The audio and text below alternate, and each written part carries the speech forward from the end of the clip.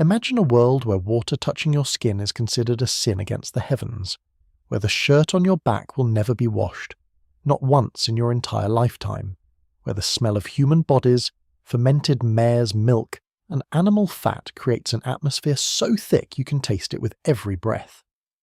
Welcome to the Mongol Empire 1225.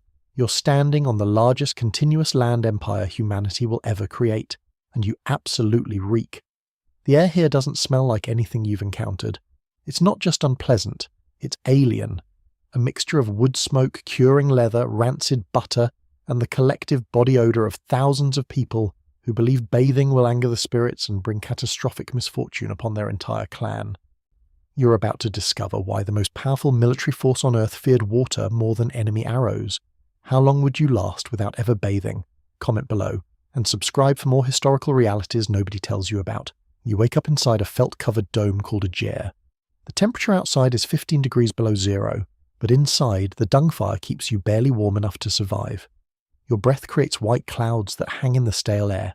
Your body is covered in layers of wool and leather that you haven't removed in months. Underneath, your skin is coated in a mixture of dried sweat, animal fat you rubbed on for insulation, and dirt that's become part of your epidermis, like a second biological layer. You reach for your morning meal, a chunk of dried mutton fat and a bowl of salted tea mixed with mare's milk. The bowl is greasy, it hasn't been washed either. Washing dishes wastes water and offends the water spirits. You drink from the same residue as yesterday and the day before and the month before. Your clothes are stiff with accumulated body oils. They've moulded to your form like an exoskeleton. Here's what you need to understand. Bathing isn't just discouraged. It's religiously forbidden during specific seasons. The Mongol belief system treats water as a living sacred entity. To pollute it with human filth is to invite divine retribution. You cannot wash your hands in a stream. You cannot bathe in a river during spring or summer. You cannot even wash your clothes without risking severe punishment, sometimes death. The logic is internally consistent. Water gives life to the grasslands. Contaminate it, and the grass dies. The grass dies, the horses starve. The horses starve, the empire collapses. Your personal hygiene is a threat to national security. So your body becomes an archaeological record of your life. Every journey, every meal, every battle is written in the grime on your skin. But here's the twist.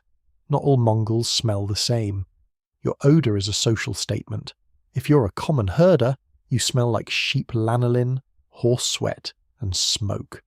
If you're a warrior, you smell like leather oil, metal, blood residue, and the particular stench of long-distance riding. Saddle sores that never fully heal, infections managed with mare's milk poultices. If you're nobility, you smell like imported Chinese silk that's been worn for years. Exotic spices rubbed into fabric to mask odour, and expensive animal musks. But you still don't bathe. Wealth doesn't buy cleanliness, it buys better-smelling filth. The Khan himself wears robes that are never washed, only aired out and treated with fragrant smoke from burning juniper and artemisia. Let's talk about what you're actually wearing. Your deel, the traditional Mongol robe, is made from sheepskin and wool. You've worn this particular deel for 3 years. The fabric at the armpits has degraded into a consistency closer to felt, made from your own body oils and dead skin cells. The collar is black with accumulated sebum. The hem is caked with dried mud that's been there so long it's essentially fossilized. You can't take it off during winter or you'll freeze to death at night. You can't wash it because that would weaken the fibers and destroy the water-resistant lanolin coating that keeps you dry during rain, so it rots on your body, slowly. The fibers break down, the smell intensifies, and you just keep wearing it until it literally falls apart, at which point you get another one and start the cycle again. Underneath, you're wearing a linen undergarment that was once white. It's now a grey-brown colour and so thin in places you can see through it. Since you can't wash, you have to adapt. And the Mongol solution is counterintuitive. You add more grease. Every few days you rub rendered animal fat into your skin. Mutton fat, goat fat, sometimes bear fat if you're lucky. This creates a barrier that theoretically protects you from the elements, but it also traps bacteria, dead skin, and parasites against your body. The fat goes rancid. Your pores become clogged. Your skin develops a permanent sheen that catches firelight and makes you look perpetually sweaty. You smell like a tannery. That specific combination of animal fat, smoke, and bacterial decomposition that makes visitors from sedentary civilizations physically gag when they first encounter a Mongol camp. Chinese diplomats who visited wrote that they could smell the Mongol army from 5 miles away. Not an exaggeration, a documented historical observation. Your gyre isn't fixed to one location.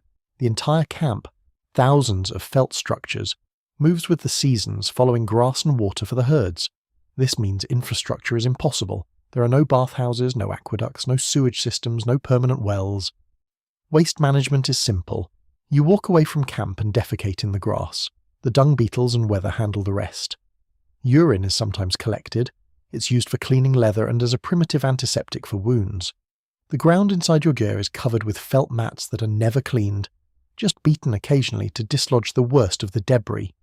The floor is a compressed layer of dirt, spilled food, animal hair, and human detritus built up over months. At night you sleep on these mats. They smell like the concentrated essence of everything that's happened in this space. You don't notice anymore. Olfactory fatigue has made you immune to your own environment. Step outside.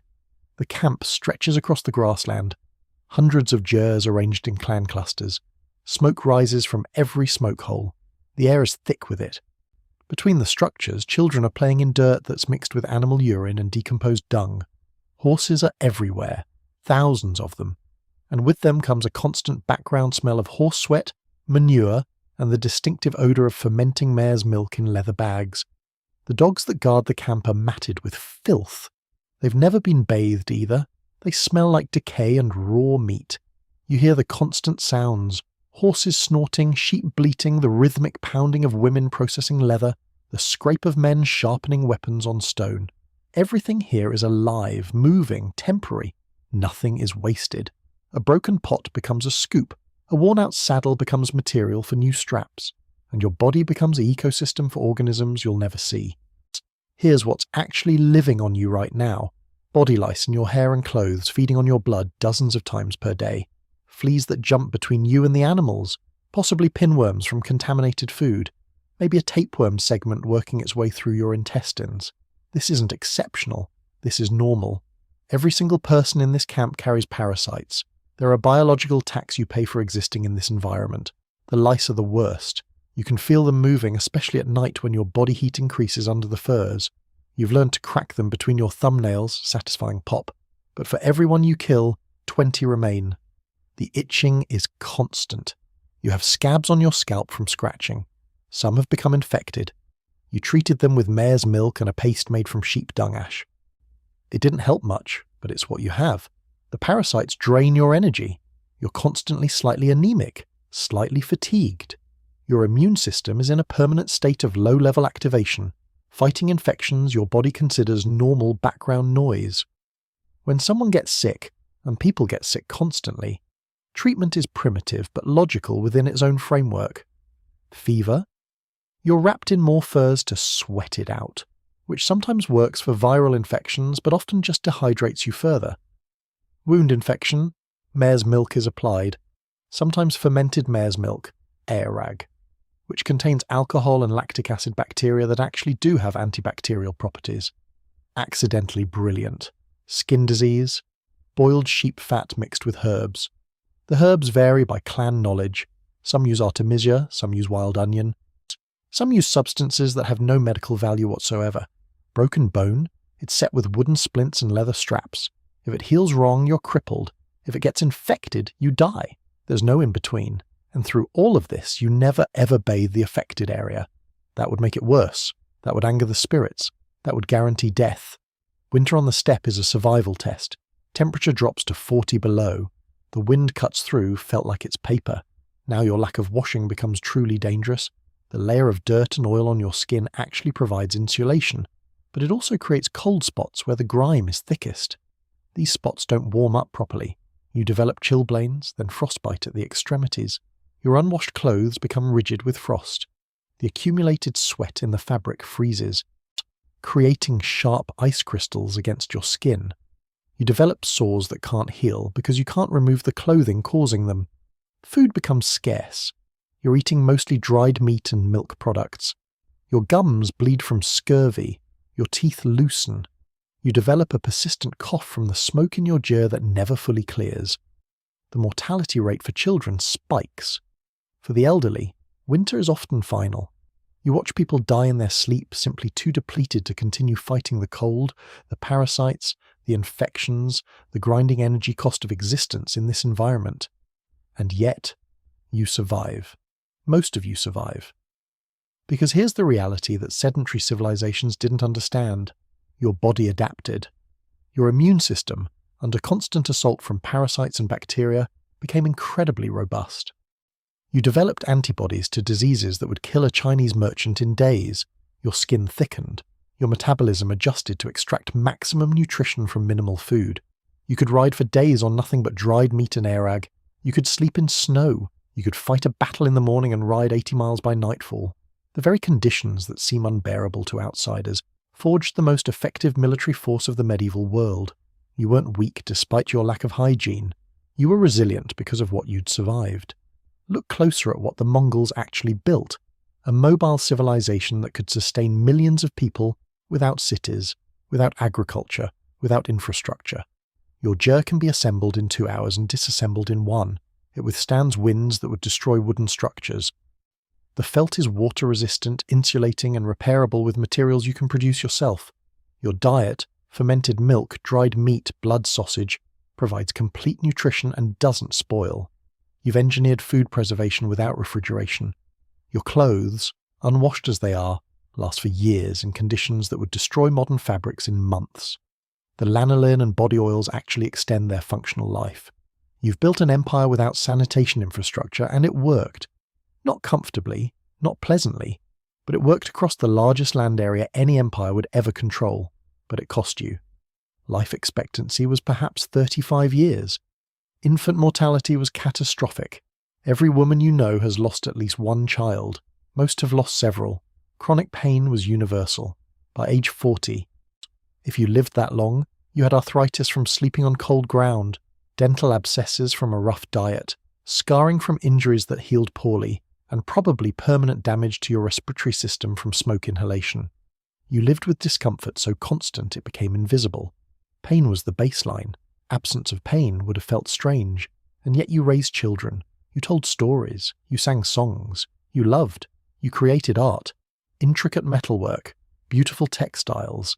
Epic poems passed down orally through generations. Your dignity wasn't diminished by the filth. Your humanity wasn't defined by your hygiene. Stand here one more moment in this camp that smells like leather and smoke and unwashed humanity. Listen to the laughter of children who will never know what a bath feels like. Watch the warriors preparing horses for tomorrow's ride, their clothes stiff with months of accumulated life. They conquered from Korea to Hungary. They built libraries in Samarkand. They established the Pax Mongolica that allowed safe trade across Eurasia for the first time in history. And they did it all while literally rotting in their own clothes.